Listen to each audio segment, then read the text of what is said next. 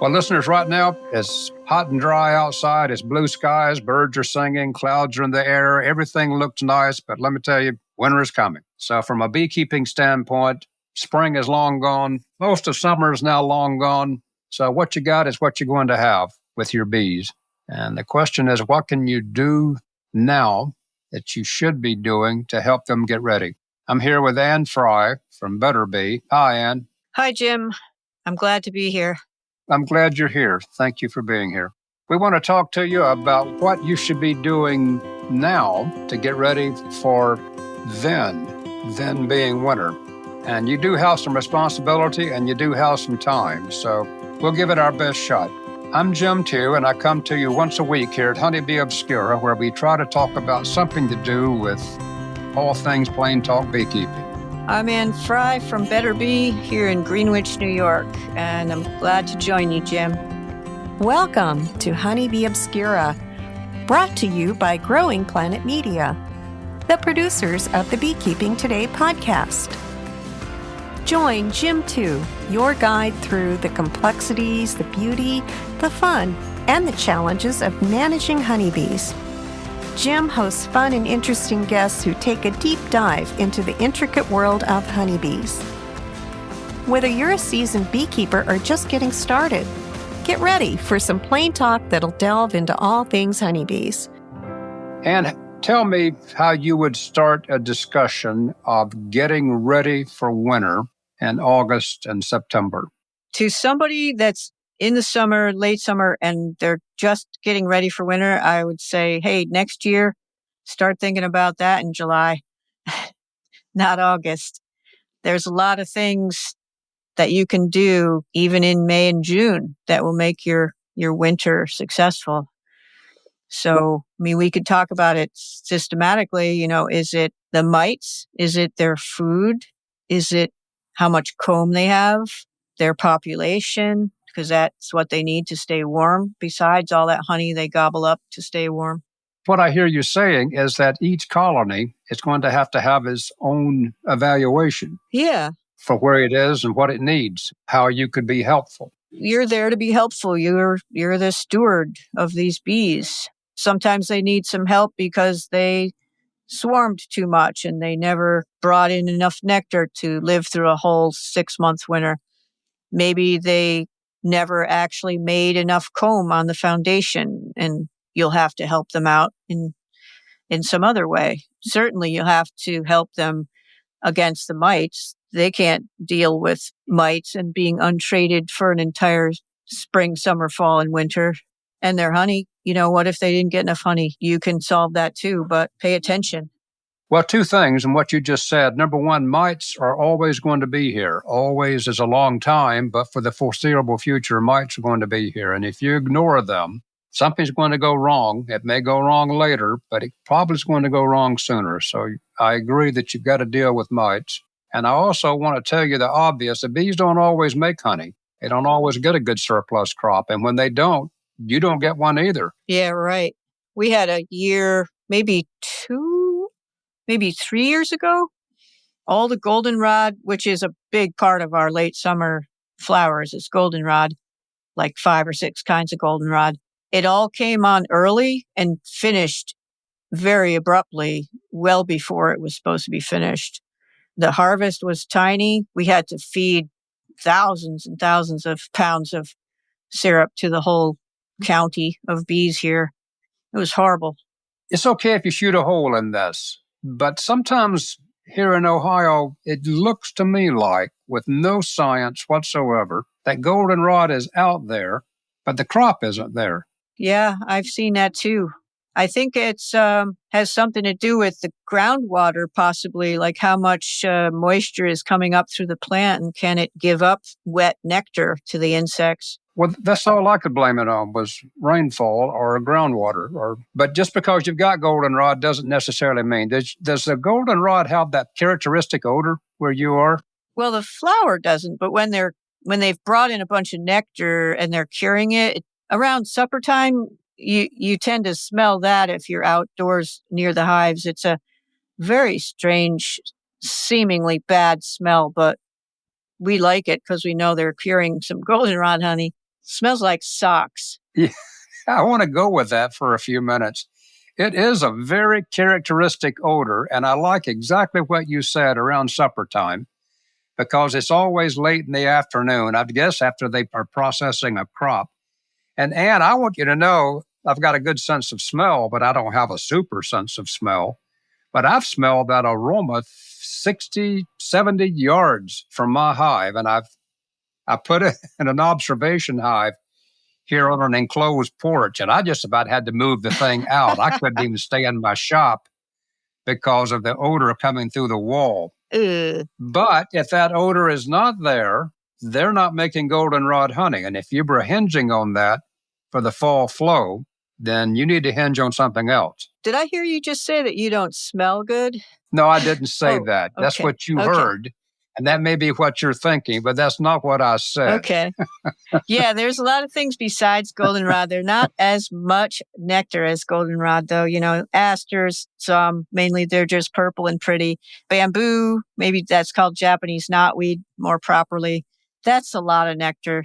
It maybe it has deeper tap roots. It seems like bamboo never fails as a crop. But yeah, you don't assume you're getting a crop or assume the bees have enough food. You might go out there and be disappointed that your supers are not full, or you might be thrilled that they are full, but have you checked what the brood chamber has? You know, don't just happily carry your supers away and say, well, that was great. You know, check the brood chambers at least by lifting the bottom edge of your hive up an inch or so and letting it settle down again. It should be PD heavy. Can we pivot just a little bit real quickly and then get back on the subject? Do you use hive scales? No, we don't. Our hive scales, our arms and backs. I've got a set of those electronic scales that I enjoy tinkering with just to tinker. But I don't want to go too far that way. But I tilt colonies all the time. It's just right there. I'm right there. And if it's a too deep colony, it's kind of easy to do it. You got to get used to the way that feels during the whole summer, you know, and be aware of what the proper feel is. But you certainly don't want to have an easy time tipping it up. Just to be clear, everyone knows when you tip a colony, I usually go from the back side of the colony and just give it a lift. If it just comes right off the ground and it's too deep and it's middle of August, that colony is light and you're really, really depending on the fall flow. If you try to tip it in the middle of August and you can't even budge it off the ground, that colony is probably going to need supering for a fall flow that's coming up. Yeah, and you're not lifting the whole colony. You're just lifting half, really. You're tipping it up. You're rocking it forwards. You're getting a feel for it. And once you've done beekeeping for a few years and you can recognize, hey, I just went through the brood chambers and I saw there was all this honey. And now I'm going to lift it. And then you kind of coordinate those feels and scenes in your head together. So later when you just tip it, you know what's inside without pulling up frames.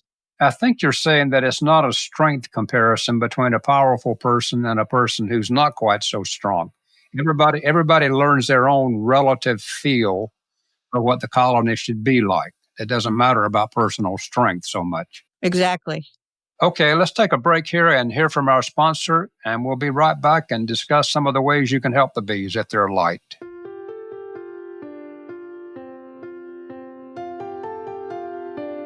Winter is coming. Prepare your bees for the cold months with Better Bees insulating hive wraps, outer covers, mouse guards, hive straps, and more. Visit betterbee.com/winter prep for tips and tricks to help your hive withstand the harsh weather. And what if fall has come and gone and goldenrod was just not where you wanted it to be and nothing really worked out and you've got some colonies, let's just say they're light, but they could be saved. What are you going to do with them? How are you going to feed? How are you going to supplement? What are you going to do to be helpful? Well, I just wanted to back up a bit because you said fall has come and gone, and I think that's too late. People should be thinking about this kind of stuff around Labor Day.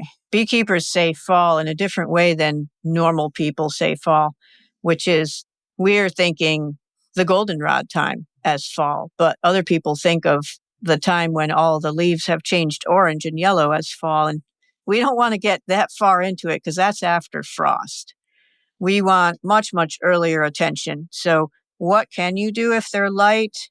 You can feed them sugar syrup, and that's just granulated sugar with water, or you might buy a much thicker kind of syrup from a bee supply that's also made out of sugar and water, but it's mixed somehow so that it's the more sugar is forced into the liquid. It's almost as thick as honey. It's very thick. It's called Pro Sweet. It's great because the bees barely have to thicken it any amount at all after that. But I think the thickest the average person can make in their kitchen is 2-to-1, like 2 parts granulated white sugar and 1 part water. And then the bees have to thicken that after they receive it. And on that 2-to-1 rate, do you have to heat that water, or is that just a tap water mix? Well, I think extremely hot tap water would probably do. Heating is even better. It helps to dissolve all that sugar into the water. Oh, and let me tell you, one time I put the sugar into a big bucket first and then put the water in. I would suggest the other way around because that sugar at the bottom had to be poked and swirled and, forced to pick up off the bottom. I would definitely go water first and then sugar. If you have a big, big, deep bucket to do it in, it's no fun to be poking at that. But, it's just a loose proportion. It's not the end of the world if you're a little off either way. It's not going to ruin the batch. You know what I mean? Well, the main thing I hope people understand, and in the past, I don't want to say most people didn't, but some people didn't. By adding a lot of water to a little bit of sugar, that doesn't make a lot of syrup. You've still got exactly the same amount of sugar. You're feeding sugar, not water. You're just feeding water as the carrier to get the sugar to them. Oh, I like that. That's a good way to say it. So make it just as thick as you can for survival feeding. Now, next spring, if you're going to be stimulative feeding, you might go a much lighter ratio then, but you're not feeding for survival. Yeah, in the late summer, early fall, as thick as you possibly can. If it was earlier, you want it to be more like nectar, which is probably 10% sugar solids. In the fall, definitely help them out by making it as thick as you can, and then they have to do less work to prep it for their winter food. If they have thin syrup in their combs stored from stuff you fed them, and winter comes and they drink that in the middle of the winter, they might end up getting diarrhea all over the inside of their hive. It's just not good for their guts to have all that liquid in their guts in the middle of winter. Honey might as well be a solid food. It's such a different thing than syrup. What is it, 82% solids? I'm not sure. I can't even guess on that, but I would think that would sound right. So feed. We want them heavy. Feed meaningfully. We keep talking about mine, your climate. Yours is a bit worse than mine, but if anybody's listening from a warmer area, they have the same issues. It's just the timing is a bit different. But you'll have a longer season to prepare, and you may have a milder winter. But that doesn't mean your bees aren't going to be flying all winter using honey stores. Even warmer places have to go into winter in the same way. Keep feeding. Yeah, if they're in the south, they have to actually feed more months just to get through. I personally like a division board feeder or frame feeder because it's right down in the hive and it's warm. But sometimes bees who are weaker won't climb down into there and get the syrup. And a division board feeder. Yeah, the bucket feeder right on top of the cluster is probably the best and safest, with the upside down bucket lid on the bucket hidden in another box, which is above them. It's kind of foolproof. And I guess I shouldn't assume that everybody knows what a division board feeder is, but it's a... True, and why do they call it that? Let's just call it a frame feeder. Well, it goes... Would you put yours right next to the wall? Describe what it looks like. It looks like a black rubber frame. It's a hollow frame made out of this plasticky rubber substance and takes about 1 gallon of syrup. If the cluster wasn't as far over as the 9th frame, I would not put it by the wall. I would put the feeder next to the cluster. So it has to be really, really in contact with them. Yeah, and that's, there's feeders and there's feeders. people got to have them internal if the bees are going to be drinking on them all those cool September nights. Don't want it at the door where it might get robbed. But I agree with you. I like that top bucket feeder. It means you got to have a feeder shell to go around it. So you got to have some extra equipment. Feeder shell being a deep box. A deep, empty box around it to give you space to hide that. And, in some climates, people just set it on top and you don't have to have it. But I like to put a cover over it. I picture what would happen if there was a wind and your bucket was all drank down to nothing. Your bucket would just blow away. Yep, it would. Unless you didn't mind it blowing away, and then they'd propylize it down. But I want to cover it over. I don't know why. But I do see pictures all the time of those feeder buckets just sitting on top of beehives somewhere, and it's probably a warm climate. But I think also that'd be a robbing issue if any of them leak or seep. Any comments on mites, Anne? How late can you treat for mites, and what should you do if you treat late in the season? Well, we can't forget the mites, that's for sure. First of all, I think you should be keeping your mites low all summer. We don't want to have a hive in September getting a treatment for the very first time because those bees already have a bunch of viruses in every bodily system that they own. We want to keep mites low, and that keeps viruses low May, June, July, August, all the way. If you have not treated at all and you find yourself in the fall, you can treat. Especially if your supers are off, you have a lot of options to treat with products that you might have been restricted from using with supers on. But my gut feeling is to just be sad for that person who didn't treat until September or so, because that's just classic beginning of the story where the person says, I went to walk on Thanksgiving and look at my hives and they were dead. Have you gotten that story? I have definitely gotten that story. Yep. It's repeated so many times. It's like, no, they did not abscond. They died, folks. They died.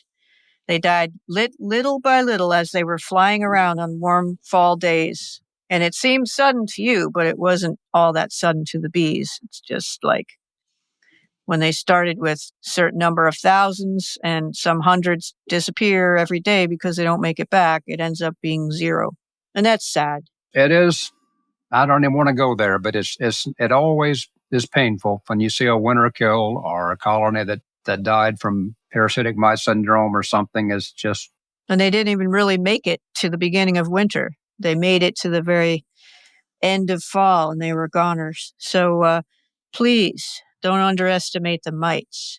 Right now in the middle of August, the colony has to have the basic fundamentals for surviving the winter. It's got to be queen right. It's got to have the population.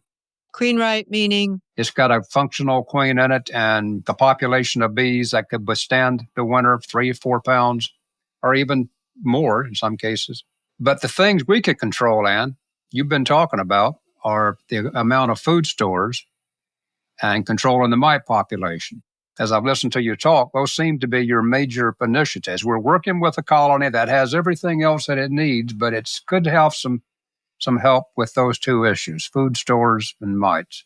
Yeah, we could help them out with that. Later on in the winter, you can help them by adding some insulation, but at this time in the summer, you're helping them get ready for winter by getting into winter healthy and not struggling with their food amounts. Yeah, I like the way you said that there's a lot of things we can't control, but we can control a few, and I take responsibility for doing that. Well, you'll feel a lot better if the colony survives. It's much better to be surprised that a colony is alive next spring than to be surprised that your best colony died in the winter, or heaven forbid, died in the fall before the winter ever started due to mite predation or food stores or whatever. Yes, winter is coming. I don't know if you're a Game of Thrones fan, Jim, but I can't avoid it. I do remember that. Can't avoid it. Winter is coming. Every time we say winter is coming, I think of that old show that I hung on with years ago now. And I always enjoy talking with you. Thanks, Jim. Likewise. All right, Anne, until we can talk again, I'm signing off. Are you good? I'm good. Thanks. I'll see you next time. Okay.